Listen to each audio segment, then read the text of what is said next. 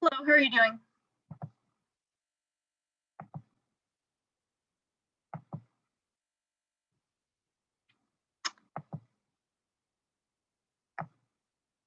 I'm sorry, I think you may be on mute right now.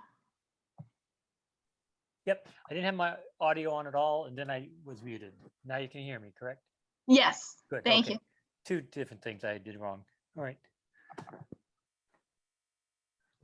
So thank you for joining. I hope this presentation will prove relevant to you, or at least you'll pick up a few new things, but I think people in general have enjoyed these talks. Yep, and I've actually met Rebecca at some of the conventions and even had a meal at the airport with her one time on the way back. Oh, nice. Yep. Yeah, I've met her. I think I met her once, and then unfortunately got injured and ended up seeing her as a doctor, but she definitely knows what she's talking about and was very helpful. So I'm just getting a slide loop ready. We've run these at the start of the presentations, and it's basically just kind of had one slide introducing the presenter. We've got an Olympic countdown slide, and then some upcoming USATF New England happenings.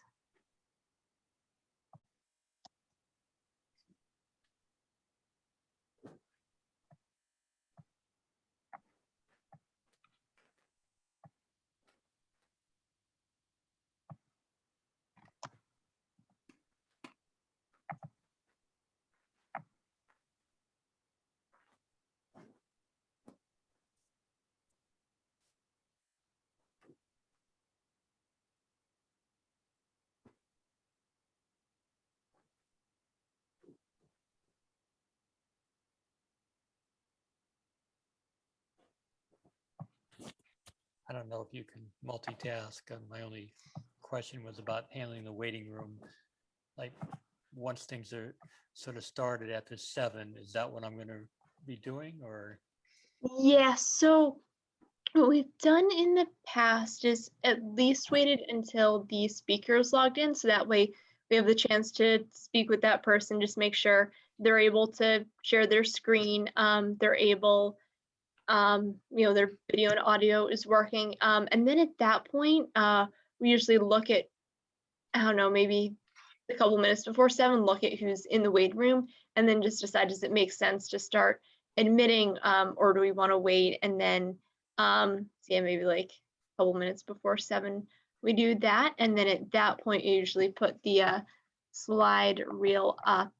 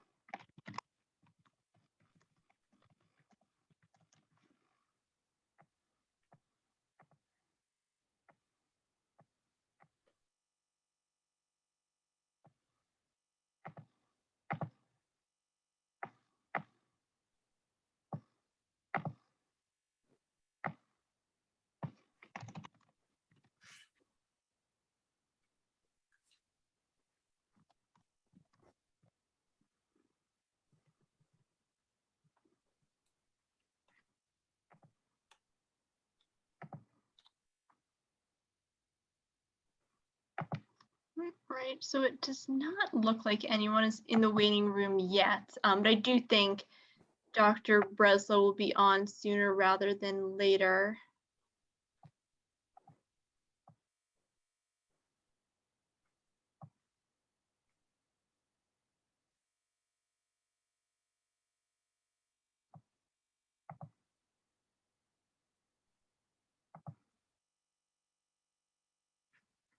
Is there anything you look for as far as not letting somebody in? In the past, there's never been any red flags.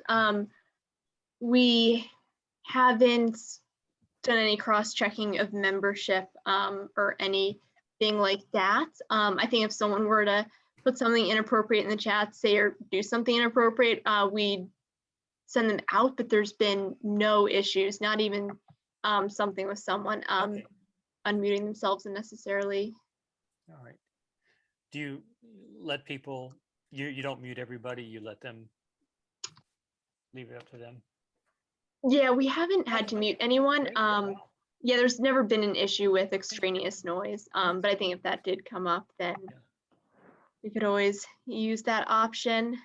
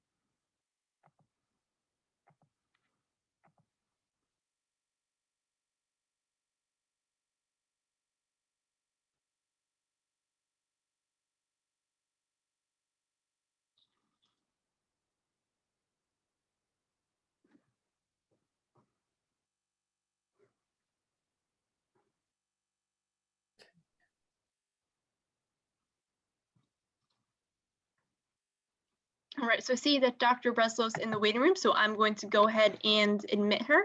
Okay. My guess is in a few minutes we will have some attendees on the call as well.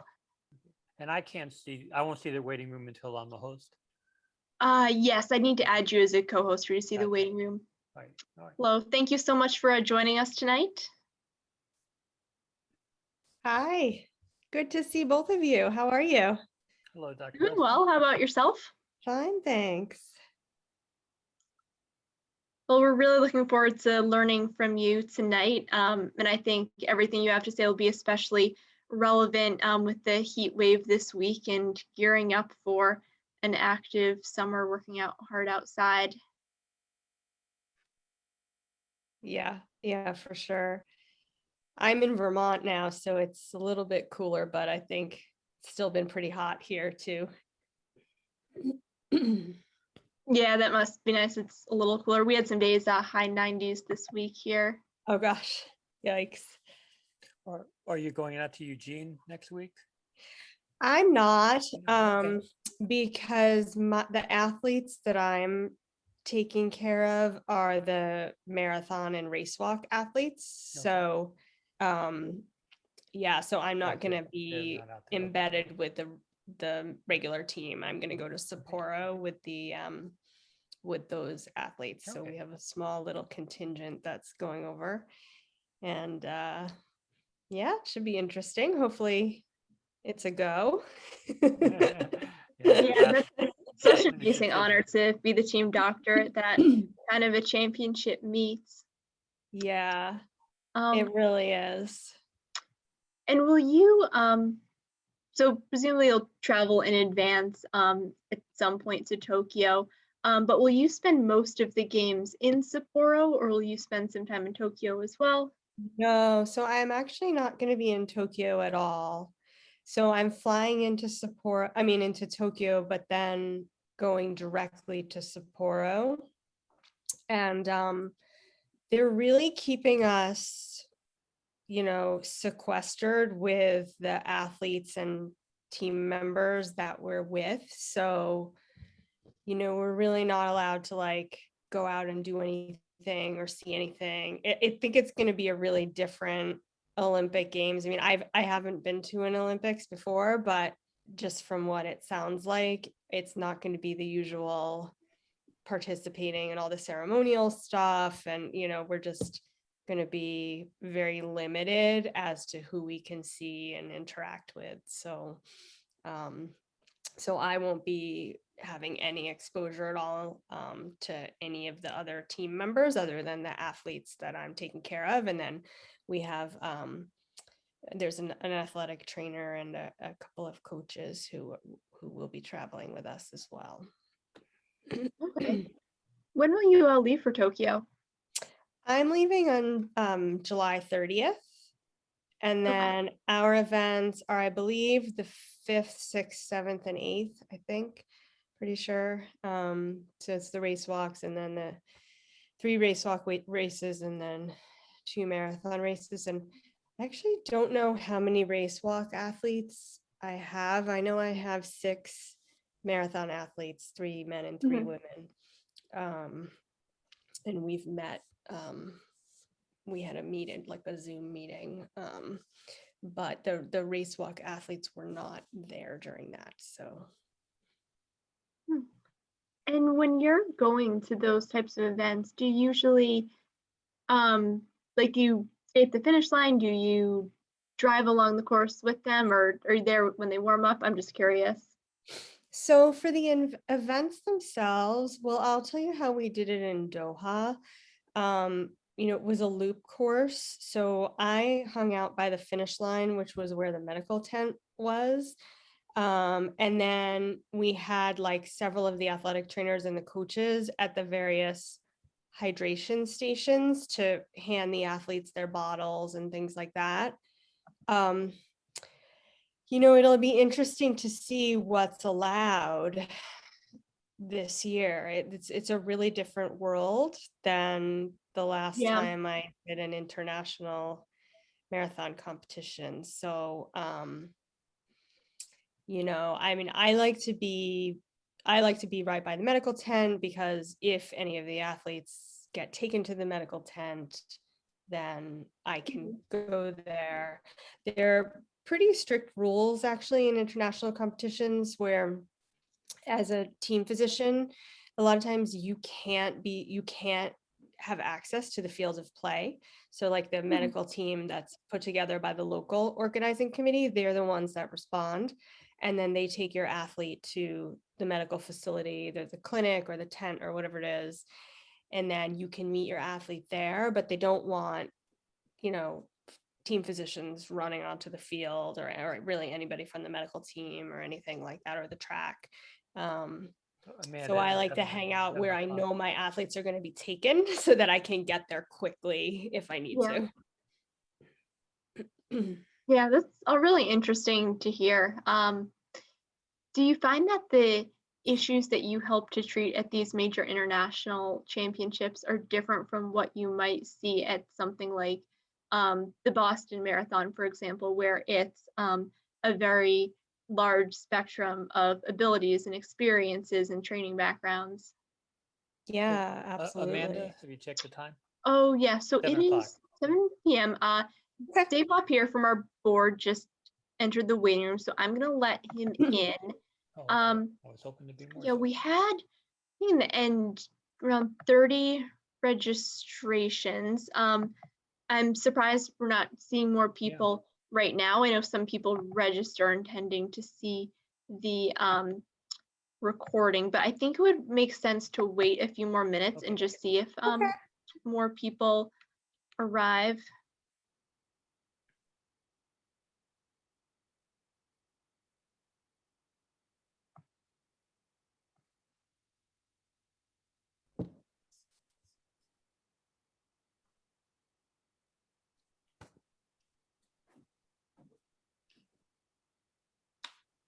All right, and then I'm just going to admit participants if it's okay with you as they enter the waiting room.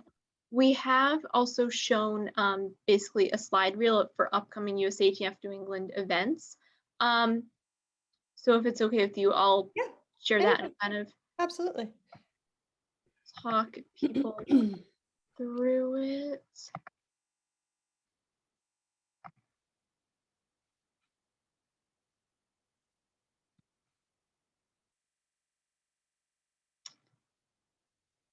All right, so yeah, this is our kind of intro slide for the presentation. We're very lucky to have Dr. Rebecca Breslow joining us tonight.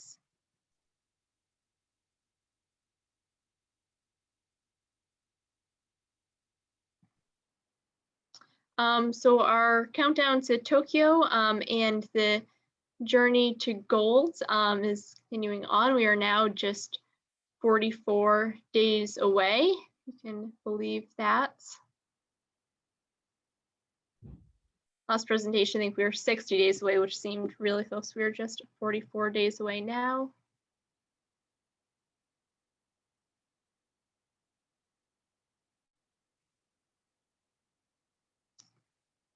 So these are some of our upcoming events. We've got a youth and high school invitational end of this week, and then a championship for that age group the following week. It's looking like August 31st. July 31st and August 1st will be our Open and Masters championships. And then after that, we have our ATR series and mountain and trail circuits.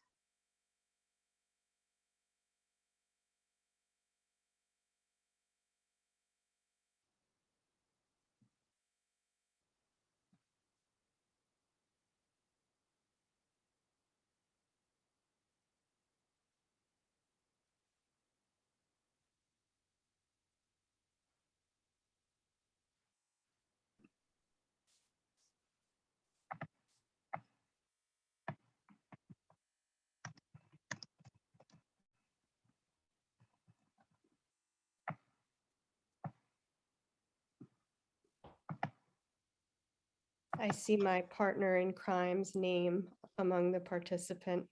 Hi, Chris. He's on mute.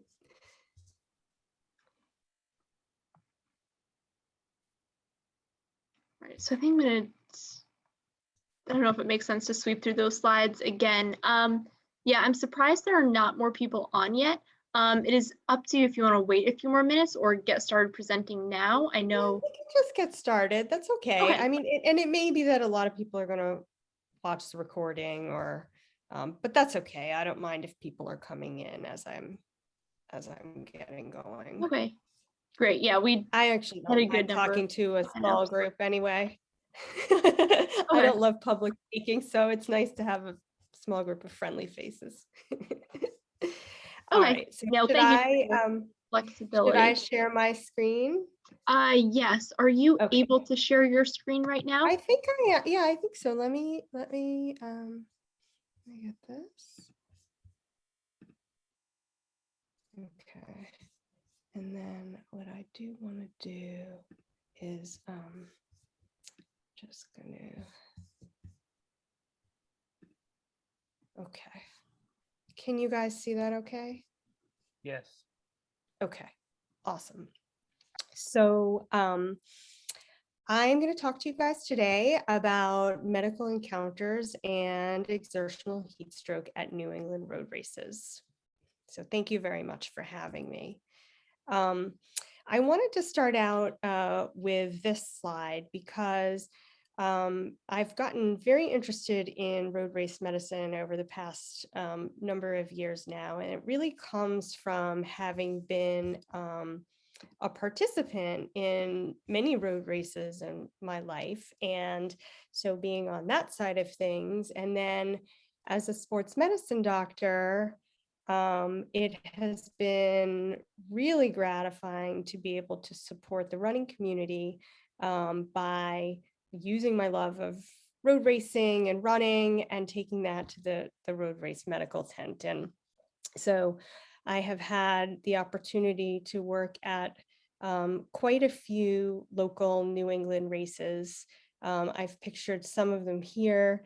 So the Boston Athletic Association races, including the Boston Marathon, some of the other large races around. I've at times had very unusual co-workers, as you can see on the lower left.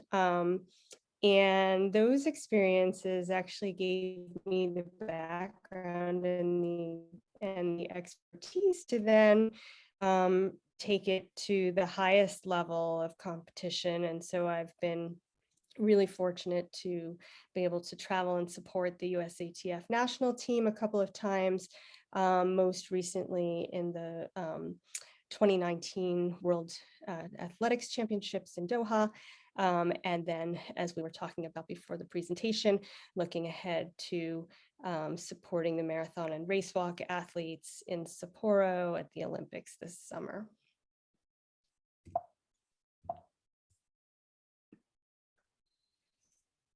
So I wanted to start my talk by talking a little bit about this study.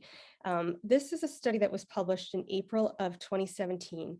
And I actually found out about the study on the evening of the Boston Marathon of that year. So I had worked the race that day. And at the end of the day, I went out to dinner with some others on the medical team, including one of the medical directors. And there was a lot of discussion about this paper. And people were a little upset about this paper because there was the feeling that it was kind of bad press for large urban marathons. And the reason why people felt that way was because this was a study that actually looked at patients who had heart attacks or cardiac arrest on the day of a marathon. And they looked at a number of different, I think it was 11 different marathons. And their transport time to the hospital and their 30-day mortality rate compared to people who had heart attacks or cardiac arrests on non-marathon days in non-marathon cities. And they examined the same thing. And basically what they found was that there was an increased, a significantly increased 30-day mortality rate for those who were taken to hospitals for those complaints on marathon dates, and that could be attributed to longer transport times to the hospital. And the implication was that because of the marathon and the road closures, that actually affected access to the hospital. And then that had implications for mortality rates. And so, you could certainly see how this could be seen as a negative press for large urban marathon. But I think it also really argues for having very high quality on-site medical services. And that's something that we in the medical tent think about all the time, so that, we want to provide quality medical care to our event participants and manage their race day medical complications. But also very much in our mind is that we want to reduce the footprint of the race on the host community and really minimize community resource utilization and impact. So those are really the two purposes of the on-site medical operations. Now, in recent years, there have been some attempts to study race day medical encounters a little bit more systematically, and that's illustrated here. So these are two diagrams, which are illustrating concepts from a consensus statement that was published in the British Journal of Sports Medicine a couple of years ago, and really trying to classify medical encounters in a uniform way. So at the core of things, and the things that we worry the most about, are the serious or life-threatening medical encounters, and those include cardiac arrest, sudden death, and then things like exertional heat stroke, which is what I'm going to primarily talk about today. And then you have a whole host of other medical encounters, some of which are moderate, some of which are minor, and some of which don't even present for formal medical care. And that's really how we define a medical encounter, is when a runner or participant in an endurance race actually seeks formal medical care. And part of that classification and part of understanding, the frequency of those events and the impact of those events is good data collection. And so, really in recent years in this field, we have been working hard to improve our data collection methods and capture race day data, athlete demographics, athlete race performance, geographical course data, race day environmental conditions, and medical team data. So I'm showing you here some data from a study we did with Chris, who's on the call, as well as some colleagues from Brigham and Women's Hospital, where we looked at 3 of our large 10K road races over an 8-year period. And what we wanted to do was we wanted to examine or determine the frequency of medical encounters coming to our finish area medical tents. And then we also wanted to examine what resources were needed or being used to treat these encounters. And so you can see in the table on the left that heat-related illness won for these 10K races that we're looking at, and they're all warm weather road races. That was the most frequent complaint that we saw, and we did see exertional heat stroke, or EHS, as a subset of heat-related illness.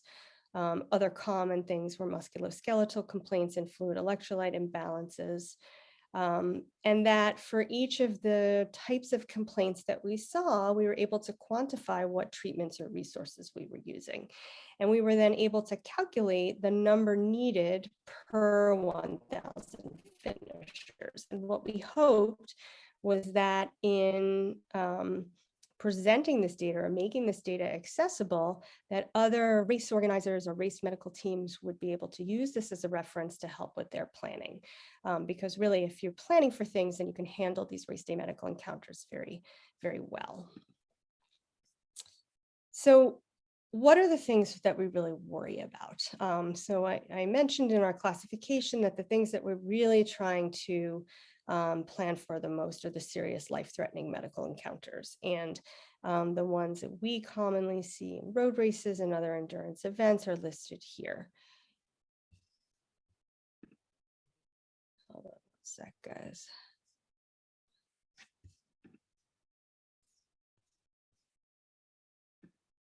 Of course, it asked me for a software update. 1 second. Okay, sorry about that. So these include exertional heat stroke, which I'll talk about in detail, exercise-associated hyponatremia, which is low serum sodium levels or low blood sodium levels, and then cardiac arrest. And things like cardiac arrest are really catastrophic, but actually quite uncommon. As you can see, these are incidence rates reported per 10,000 runners. But things like exertional heat stroke and exercise-associated hyponatremia can actually be relatively common, especially for some of our shorter distance races in the case of heat stroke and our longer distance races in the case of hyponatremia. So I'm going to turn now to exertional heat stroke. This is a definition from the Corey Stringer Institute website, which I've put here.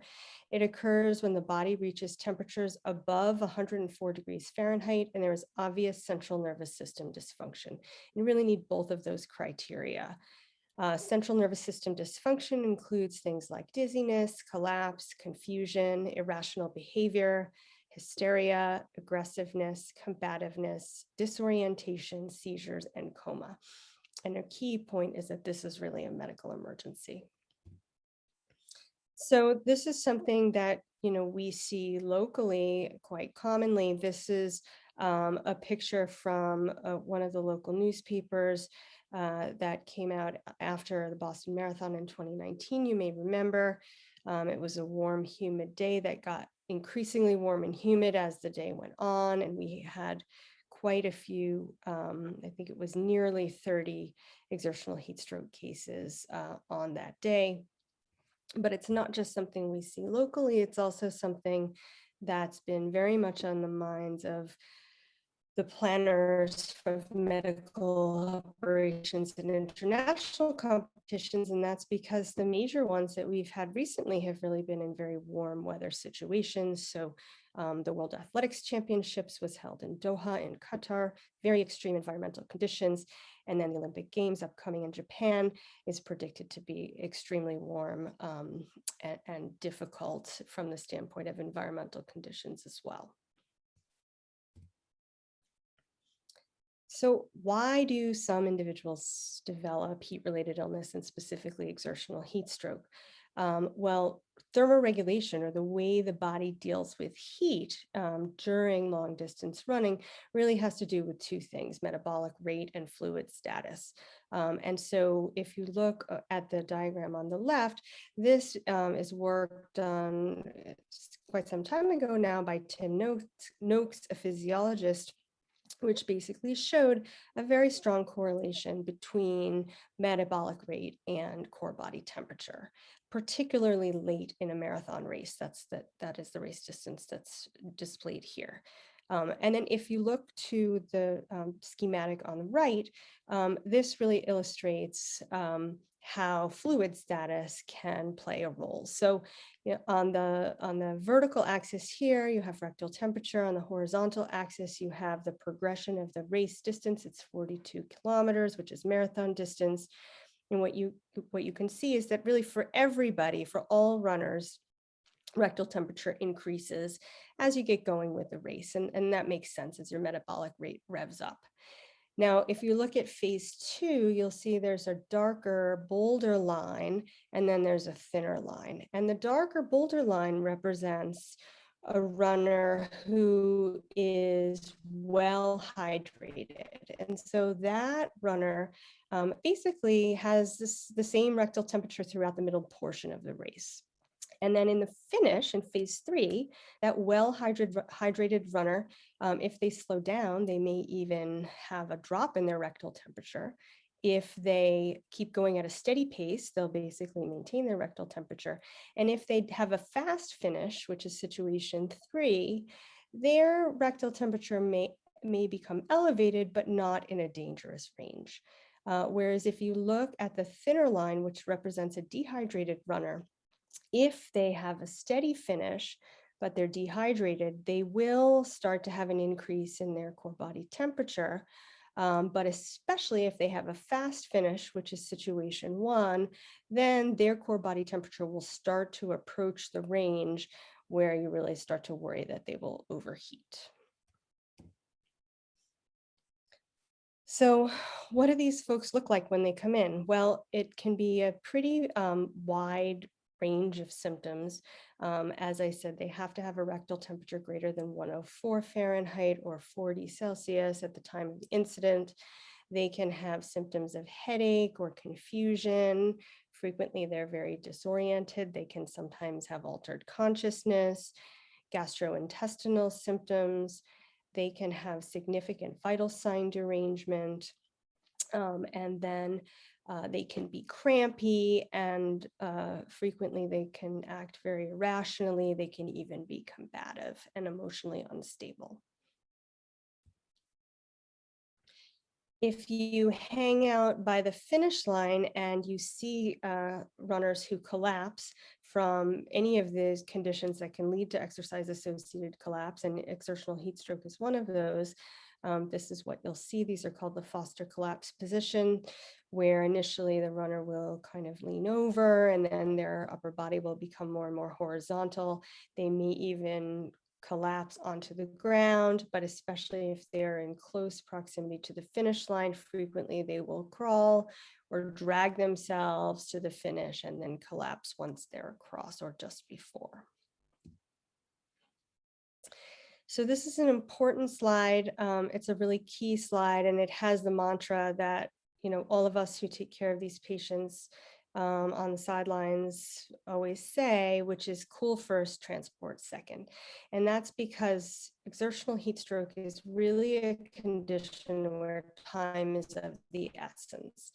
And if you are able to cool someone, and the method that we use most frequently in the races I'm involved with is ice water immersion, if you implement that within 10 minutes of collapse, you will have a good outcome, 100% survival. And really the goal is to get the rectal temperature less than 102 degrees Fahrenheit within 30 minutes of collapse. And this takes a certain amount of education and communication with your community partners, because these patients are really, really sick, and the knee-jerk response to a very sick patient is to want to get them on an ambulance, get them to a hospital. But if you do that, you lose precious minutes where you could be cooling them, and you really run the risk of much more extensive end organ damage and potentially even death. So very, very important, cool first, transport second. This is a picture of what the ice water immersion looks like. We use these large 50 to 100 gallon tubs. It is very labor intensive, so typically it takes 4 to 6 medical team members to take care of the patient. You have some who are making sure that the patient doesn't submerge their head underwater. You have others who are vigorously circulating the water, because as the patient cools, the water around them warms up. And so you want to make sure that it's circulating so they continue to cool. You may need some medical staff to actually hold them in the tub, as many of them will try to get out. They don't understand why they're there. They're very confused and combative. So it really takes quite a bit of manpower to do this. They're also monitored continuously, and frequently we will remove them from the tub when their rectal temperature is about 102. And even when they're out of the tub, they still need to be monitored, because a subset of them will heat again once they're out of the tub. Another subset will become hypothermic, or actually drop their temperature. So you do need to watch them carefully. And we always make sure they are discharged to family or friends for continued monitoring. This is some data from 33 New England road races over the period of 2011 to 2019, looking at cold water immersion outcomes for various race distances. And I show you this slide because I think it really illustrates how time and labor and resource intensive it is. So, even the shorter distance races, patients are on average in the ice bath for 13 to 14 minutes, longer for longer distance races. A large number of them require fluid resuscitation. If we can, we will give them oral fluids, but sometimes they do need IV fluids if they're too out of it to drink safely. And then, just about a third of them will actually then, as I mentioned, become hypothermic and need to be warmed. And that takes some time too. So that total treatment times, in most cases are an hour or more. So it's many medical personnel taking care of these patients for quite some time in the medical tent. And you can imagine that even if you have 1 or 2 of these in a race, it's going to consume a lot of the resources. So we actually do a good job of taking care of race day medical encounters when they occur. And, that's illustrated here. So this was a literature review that I did with some colleagues. And basically what we looked at is we looked at studies in the literature reporting medical encounter rates that also reported hospital transport rates. And I think what you can see is that when we calculated the ratio of transports to encounters, it's actually really low, that we can really take care of a lot of medical issues on site, and we can do it well. But it's really important for us to be able to predict risk in order to optimize care and further reduce strain on host community resources. So I'm going to talk a little bit now about how we predict risk and what things we look at to try to plan for these serious medical encounters, such as exertional heat stroke. So really, we think about race level predictors and participant level predictors. And race level predictors are things like environmental characteristics or characteristics of the race itself, like size or distance. And then participant level characteristics includes things like demographics and performance level or fitness. So let's talk a little bit about environmental predictors. The Falmouth Road Race is a warm weather race. I'm sure many of you who are watching this are very familiar with it and probably have run in it or worked it. And it is held in August. It's on the coast, and there are very high rates of exertional heat stroke at this race every year. And because of that, some of the real seminal work understanding the effect of the environment on exertional heat stroke incidence has been done at studies at the Falmouth Road Race. And so some of the weather variables that have been looked at are things like heat index, relative humidity, and ambient temperature. And these things have varying relationships to exertional heat stroke incidence. The thing we probably use most commonly now is a variable called wet bulb globe temperature, or WBGT. And this is actually a calculated variable that takes into account ambient temperature, relative humidity, and solar radiation.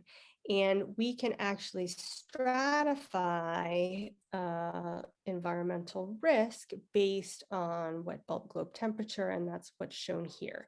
So that in green flag conditions, those are considered low risk conditions where there really isn't a lot of cause for concern for heat-related illness at the event. Whereas something like yellow flag condition becomes less than ideal environmental conditions, and participants may be advised to slow down or be prepared for worsening conditions. Red flag conditions are potentially dangerous, and not only might participants need to slow down, but there might need to be changes to the course and even consider stopping the race. And then the most extreme are black flag conditions, where the event would need to be canceled and participation stopped. So this is something that's used very frequently by event directors and medical coordinators to stratify risk. So this is from a study that I did with my colleagues who are part of the medical leadership for the Boston Marathon, as well as colleagues at Brigham and Women's Hospital. And we looked at exertional heat stroke at the Boston Marathon. We looked at demographic factors as well as environmental factors. And so we looked carefully at wet bulb globe temperature. We looked at the correlation between starting wet bulb globe and exertional heat stroke incidence, average wet bulb globe and exertional heat stroke incidence, and the change from start to peak wet bulb globe and exertional heat stroke incidence. And what we actually found for the 5 years that we looked at is that it was a change from start to peak that really correlated most strongly with elevated risk for exertional heat stroke. But that's not always the case. So, I'll take you back to our study where we looked at New England road races. And in that study, we also looked at the relationship between wet bulb globe temperature and exertional heat stroke. And at least for wet bulb globe start, there wasn't a strong correlation between that and EHS incidence. And in fact, for a lot of the races that we looked at, the conditions were green flag and yellow flag, and we still had a relatively high percentage of heat, or high numbers of heat-related illness. And in fact, 15 of the 94 EHS encounters that we looked at occurred under green flag conditions. So what that tells us is that though environmental conditions are a really important predictor of risk for exertional heat stroke, it doesn't tell the full story. And so then we start looking at things like participant characteristics. And again, this is from our 10K road race data. where we did find a suggestion that at least in the 10K races that we looked at, exertional heat stroke seemed to be much more common among our male participants than our female participants. And when we broke the race down into performance quintiles, meaning how quickly or where did someone place in the race, our first quintile finishers, which are those who finished in the top 25%, were the ones who are coming into the tent with heat-related illness. We looked at this a little more formally in our Boston Marathon data, where we looked at the effects of sex, age, and start wave on exertional heat stroke incidence. At least for this study, we actually did not find a significant difference in incidence between male and female runners. But what we did find was that younger runners, and particularly those who are younger than age 30, were at higher risk for exertional heat stroke. And furthermore, runners who were assigned to the first two start waves, and as most of you may know, the first two start waves are those runners who have the faster qualifying times. So faster runners also appeared to be at greater risk. But interestingly, in our Boston Marathon data, it was the faster recreational runners that were the ones that were coming into the tent. We really didn't have elite runners coming into the tent with exertional heat stroke. And this was actually kind of reminiscent of our experience in Doha. So this was a picture from my Apple phone. I think this was at midnight, it was 97 degrees or something like that. Very, very warm temperatures, such that the marathon and races were started at midnight in order to mitigate that. But even in spite of that, very high ambient temperatures, high percentages of relative humidity at both the men's and women's marathon races. And although many of the participants did not finish, so there were 95 finishers and 46 non-finishers, there wasn't a single case of exertional heat stroke. And you can see we had, really high-tech, fancy ice water immersion tubs, and we were prepared, but it just didn't happen. And, that's probably for a variety of reasons: much smaller field size. These are very experienced marathoners who have a lot of experience with pacing, and many of them are willing to, if it's not going to be their day and they're not going to win, to drop. So all of those things could have played into it. But again, we really didn't see that at all in this population at this event. So, I think so far what I hope I've communicated to you is that being part of a medical team on race day, particularly taking care of something like exertional heat stroke, really requires education, communication, and planning. And I did just want to mention a really good resource for those of you who are involved in planning events or involved in planning the medical operations for road races and other endurance events. The International Institute for Race Medicine is an organization that's really dedicated to developing best practices for medical operations at endurance events, and really spreading education and helping events proceed safely. So I've listed the website here if you want to check out the resources. So in the last part of my talk, I'm going to talk a little bit about prevention.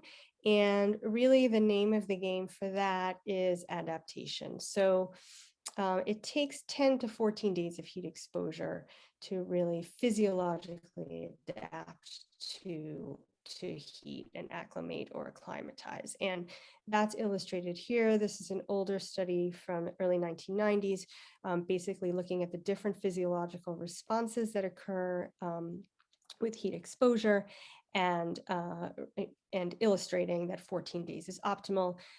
Heat exposure can be achieved either naturally by traveling in advance to the warm environment. And in fact, that's what we did with our Doha trip, where a lot of the athletes went well in advance of their competition so that they could acclimatize, or it can also be achieved artificially in a lab setting as well. I also know there was a question about this in advance of the talk. about specific protocols for adaptation. And so I wanted to mention, many of you probably know Randy Wilbur, who's the senior sport physiologist for the USOPC. He has developed some great resources for preparing to train and compete in a hot and humid environment, one of which is a playbook, which I've put the cover here. He also recently gave a 3-webinar series where he talked in detail about that. So I did give the information to Amanda, but I've also put my email at the end of my talk. So I'm happy to share these materials with you specifically if it would be helpful. But you know, he is really the expert on this, especially for preparing our elite athletes for these competitions. And so I encourage you to check out those resources as well.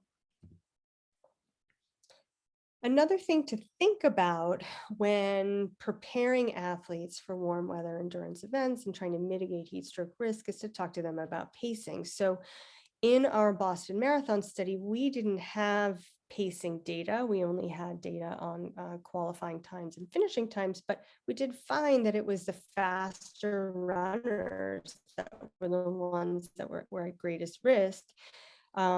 You know, that was similar to findings again at the Falmouth Road Race. This was a relatively recent study looking at exertional heat stroke at that race over the period between 2014 and 2018. And what this study found was that there's really a significant difference in the average race pacing between those finishers who came in with EHS versus those who did not, and that the EHS finishers were running significantly faster. So, you know, advising athletes to pace appropriately, slow things down in extreme environmental conditions is another way to mitigate risk. So I'm going to spend a few minutes now talking about return to activity after exertional heat stroke. This is from a position stand, the American College of Sports Medicine position stand on exertional heat illness during training and competition. This is from 2007, although if it's not published yet, I don't believe, but an updated version was actually written and is being published this year. But this is what really summarizes well how to get people back to activity after they've had a heat stroke episode. So, you know, we advise them to refrain from exercise for at least 7 days following release from medical care. And then they should follow up in about a week for a physical exam and lab testing if indicated. And then really key, when they're cleared for activity, they need to get back into it very slowly and gradually, first by exercising in a cool environment, and then gradually increasing the duration, the intensity, and the heat exposure for about 2 weeks.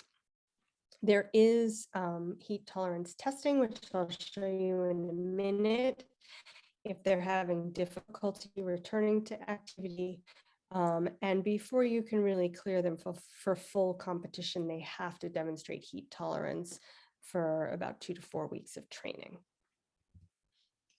So there are different heat tolerance testing protocols. The one pictured on the left is the standard Israeli protocol, which is a walking protocol on a treadmill.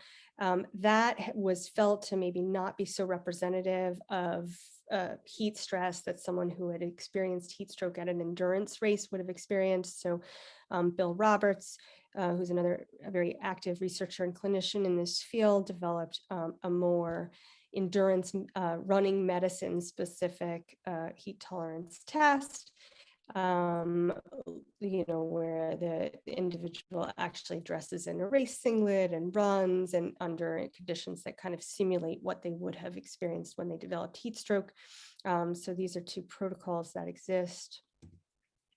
And then, you know, people are able to get back to full activity and competition after these events. So this was a case study which looked at a triathlete 15 days after an exercise and heat exposure intervention, which included heat acclimation and a gradual increase in exercise intensity and duration. If you look at the charts, we see core body temperature and heart rate in the the closed boxes or the dark boxes, this is pre-acclimation, the open box is post-acclimation. And what this demonstrates is that after this protocol that this athlete underwent, he was actually tolerating exercise significantly better than before. So it does work.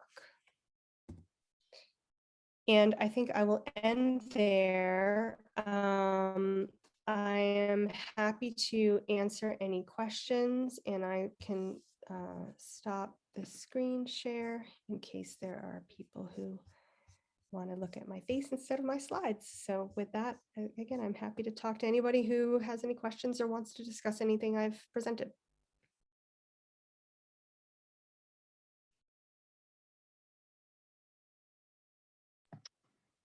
Dr. Breslow, thank you so much for sharing all of your insights and information in that talk. I think that was very relevant to all of us, especially with a lot of races coming back and also warm weather on the horizon. I did notice that we've got one question in the chat right now, which I'm happy to read if you're ready to get started on the questions. Sure. So do you recommend any guidelines regarding ice baths to avoid subsequent hypothermia? Yeah, so that's one of the reasons why we looked at those 33 races and looked at cold water immersion is I had often wondered, well, why do we take people out at 102? What's the basis for that? And what I learned from doing some research and talking to others who have looked into it is that is actually not an evidence-based parameter, that it's that is not anything that's been determined by any sort of physiologic study or anything like that. And so one of the things we wondered is if you take people out at a is there any correlation between the temperature at which you take people out of the bath and how low they drop when they get out of the bath, or their risk for developing hypothermia? At least from the data that we looked at, we didn't really see a clear relationship between what temperature people were at when they left the bath and whether or not they got hypothermic. And I think that's because that data that we were looking at was retrospective data. And so things like body weight or performance level or things like that, we just didn't have the full complete data to really make those determinations. But that is something that I think is of great interest to understand why, and to really try to figure out it's certainly better to have someone become hypothermic than to continue to be hyperthermic, because it's much more dangerous to be very hyperthermic. But I think we still have some work to do to decide whether or not 102 is really the right temperature to be taking people out of the bath, and should it depend on things like size or gender or those sorts of things. Great, thank you for providing those guidelines. I see we've got a few more questions in the chat box. The next one we have is, did you collect the same stats for the 50K race walk at Doha as for the marathon? So I didn't cover the race walk races in Doha. My co-physician, Dr. Mason, did. So no, I didn't. I was really mostly involved with the marathon at that event. But I'm certain that data exists. The Doha data that I showed wasn't anything collected for a formal study. It was just, I was involved, and that's what we saw at those races. But I'm certain, I don't recall anyone having any problems with exertional heat stroke at the race walks, but I would have to look and see, or ask Dr. Mason if he knows. All right, thank you. So our next question, we have a compliment for the speaker. This was fantastic. How might smaller community events prepare more adequately, given that we're unlikely to be able to accomplish rectal temp monitoring? Yeah, and that's a great question. And, and my opinion is that if you suspect exertional heat stroke and you can't get a rectal temperature, that we've looked, not me personally, but the field has looked at other methods of measuring temperature, like oral or ear or forehead, and really nothing, those methods can really underestimate or overestimate. They're just not accurate. So you really do need a rectal temperature to determine core body temperature. But I think if you can't, and you suspect exertional heat stroke, that in my opinion, it's better to err on the side of cooling someone, because the implications of not cooling someone are really dire, And so I think it's better to closely monitor things like mental status, closely monitor how the person is doing clinically, if you suspect that they have exertional heat stroke, even if you can't get a rectal temperature. Chris, who's on this call, might have an opinion on that as well. But to my mind, the downside of not cooling someone is just too great to hesitate just because you can't get a rectal temperature. All right, thank you. So our next question is on hydration, rehydration. Is it better to rehydrate with sports drinks or water? Can you speak to the dangers of overhydration? Yeah, so it to a certain extent, it depends on the race distance, and it depends on how long the person has been out there running. So you really don't see hyponatremia, which is the dangerous thing that happens with overhydration at shorter distance races. People just aren't out there long enough drinking enough to really have that. So it's not something that you even really see at half marathons. It's really marathon distance and beyond. If you have the capability, and one of the things that we do at our longer distance races is we can actually, using a device called an iStat, we can measure someone's serum sodium. So before we give them IV fluids or before we really hydrate them, we make sure that they don't have hyponatremia. And so we're not worsening things by giving them hydration.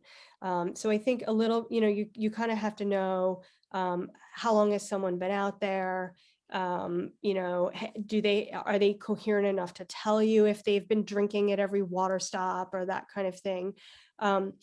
Sport drink, and people think that sport drink, because it has some electrolyte, is a hypertonic solution. It's really not. So if you are concerned that someone is hyponatremic, it actually doesn't help to give them sport drink. What you actually want to do is you want to give them salty pretzels or bouillon broth or something salty that really is hypertonic. And then in the very extreme case, there is IV hypertonic saline, which we give very rarely, but we do have it. But if sport drink doesn't really help if you're worried about hyponatremia. All right, thank you for all that information. I think we've got two other questions in the chat box. So someone is interested in the copy of the slide with the heat acclimatization data, particularly about sweat sodium. So if you're able to share that, I'd be happy to forward it to this participant. Yeah, absolutely. Question is, I wonder if you have any thoughts about various electrolyte solutions. I just found and started using an oral electrolyte solution called LMNT, which has strikingly high potential sodium content, around 1,000 milligrams. And it's what I was looking for, as I happen to be a very salty sweater, but I can imagine that it could be dangerous. So any thoughts there? Yeah, I mean, that's one of the things that people who are salty sweaters, that they can do is actually take in extra salt. I'm not familiar with that particular product, but we do sometimes recommend that for people who are very salty sweaters. There are sweat calculators that are available to help make that determination. I think it's very individual, but I think something that's equivalent to sodium, if you are a salty sweater, can certainly be helpful. All right, thank you. So we have one more question in the chat box. Another compliment for the presenter. This is a great presentation. Thank you, Dr. Breslow. I have a question. My last Boston Marathon was in 2005, and that Monday was 80 degrees Fahrenheit after a very cool spring of training. I had a heat stroke. What do you recommend if you unexpectedly encounter a hot race? Yeah, and that's actually, with the usual time when Boston is, I mean, not this year. This year it'll be interesting to see what happens because the race will be in October and people will have been training over the summer. But we do come up against that, where we have a hot day after a cool season of training. And I think in that circumstance, you have to say to yourself, this is not going to be my day to go for a PR.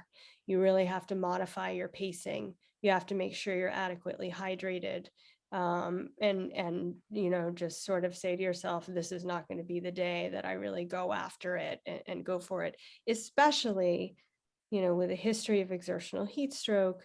We do have repeat offenders. And so, it's good to know that you have that risk in your background, and then try to just be as wise as you can on race day to change your race plan.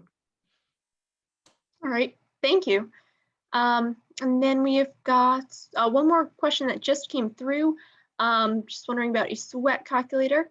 And is this a calculation that requires lab testing? No, I mean, there are different ones that exist. I'm certainly, one of the things that I can do is I can send you, when I send you the information on the acclimatization protocols, the acclimation protocols, I can also send you a link to sweat calculator as well. But they're readily available on the web.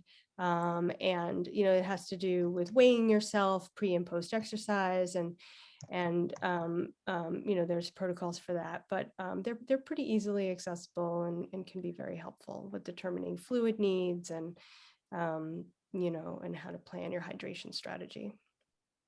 All right, thank you. So if it's okay with you, I have one question that I am wondering about. So one question I had is, if you're perhaps someone who's racing a shorter event, middle distance, maybe up to a 5K, or they're just outside working out hard for a sustained period of time, doing something that's a little more anaerobic in nature, but it's a longer total workout duration. To what extent could these concerns with heat strokes apply in that case? If it's something either a little more anaerobic or just longer time outside, and to what extent might someone need to slow down their pace as a precaution, either because physiologically they couldn't sustain a higher pace, or because it's a safety risk? Yeah, I mean, I think, again, the key determinant of overheating, of exertional heat stroke, is metabolic rate. And so, you do want to modify your pace in extreme conditions. And one way to approach that is, instead of holding yourself to a specific pace, or, if you have a plan that where you want to hit certain paces at your workout, switching over to a mindset of judging your workout by perceived exertion, I think, can be very helpful. Mm-hmm. Because you can get the same physiologic stress, but potentially at a safer pace or a safer level by going, by perceived exertion, rather than trying to hit a specific pace per mile, or, whatever it is you're trying to hit. So that would be my recommendation. And, again, no race performance is made or broken by one workout. And so you have to look kind of at your training as a whole. And if you have to modify, because, just like you would modify for an injury, or if you're not feeling well, if you have to modify a workout or a series of workouts because of environmental conditions, you just kind of have to look at that in the grand scheme of your training as a whole and say, well, I'm going to be safer and remain healthy by erring on the side of caution, because it's better to stay healthy and be able to continue to train than push and get sick and then have a big interruption. So. Okay, thank you so much. It sounds like that's not dissimilar to managing an injury or other unexpected interruption to training.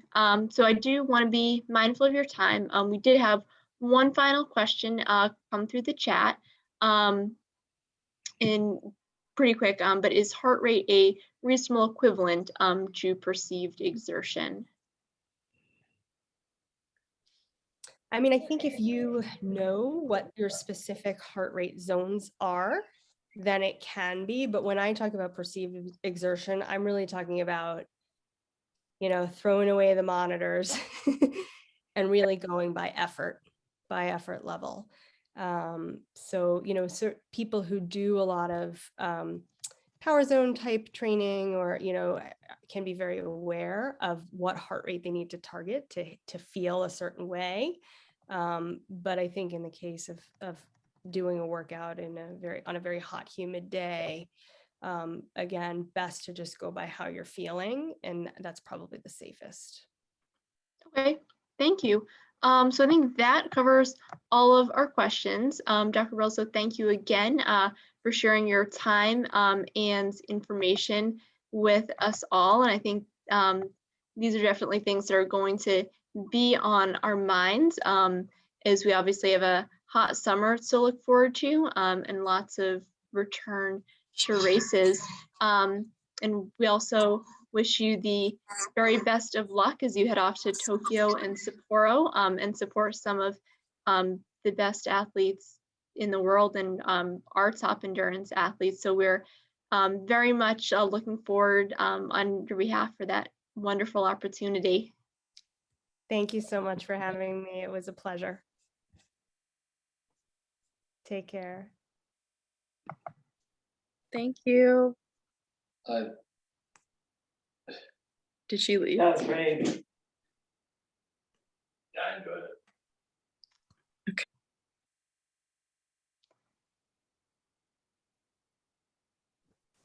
I think she was right off. Yeah, a couple other times the speakers hung on for a little bit. But yeah, I think that went smoothly. And I'm surprised we didn't have more people on the call because in the end, 28 registered. But I know the link that's been sent out has definitely gotten more views than who turned in live. So yeah, thank you again for joining us. I hope you gleaned something relevant for your own racing pursuits.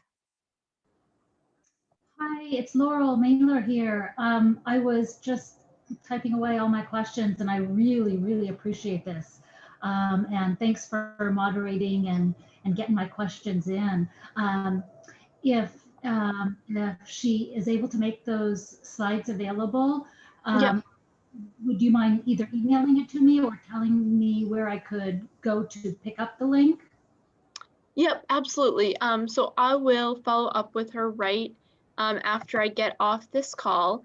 Yeah, and I'll make sure you get that slide with the heat acclimatization data and then the sweat calculator. I think those are the two things you had asked about. Super. All right. Well, I appreciate, like I said, also that I could participate since I'm on Pacific time and sometimes they don't work. Yeah, I'm definitely glad you were able to join us. And we always appreciate it when there's audience engagement because I think everyone learns from those questions. Well, I'll leave you to it then. Thanks for your time. All right. Yeah, thank you. Have a good night. Thank you. Bye-bye. Bye-bye. All right, so I think go ahead and sign off and then I'll follow up with Dr. Breslow on those questions, then with Dave LaPierre on the payments. All right. Bye, Amanda. Thank you. All right, yeah. Bye, have a good night.